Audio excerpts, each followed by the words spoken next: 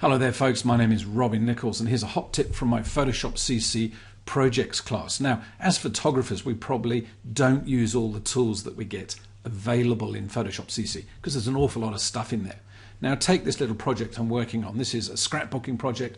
I've created some sort of flat artwork and I've been trying to age it to make it look as though it's like 100 or 150 years old. The kind of thing that your great-great-grandfather might have put together if they were traveling through wherever in the day and they'd be collecting pictures and making notes. So it needs to be messed up a little bit, and thanks to a whole range of fantastic photographers and graphic designers, painters and artists on the internet, we can download special brush techniques or brush tips in order to mess up the pages of this beautiful little almanac, as it were. So here's my brush. What I've done is gone to a website called Brush Easy, and they have hundreds, if not tens of thousands of different brush types and brushes that you can download for free. It is a fantastic resource, and indeed there are hundreds of websites around the planet that you can do this.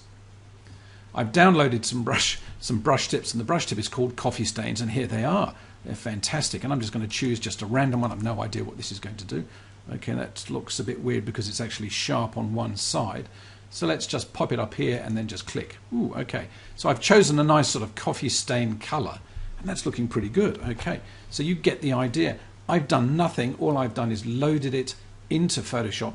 I'm going to set the opacity to about 50%. I'm going to hit the right-hand square bracket just to bump up the size of my brush, and let's just pop it right across the middle of that. Wow, that's looking pretty good. So it does look as though somebody's just accidentally tipped a cup of coffee. Let's just try it again. We'll run it at 22%, much better. So you can see just with the click of the mouse, you can start introducing some amazing sort of antiquity into something that would otherwise look terribly sort of staged. Let's try this one. This is not a very fancy looking stage. Or you may just get the idea that you or your great-great-grandfather was very sloppy while they were drinking coffee.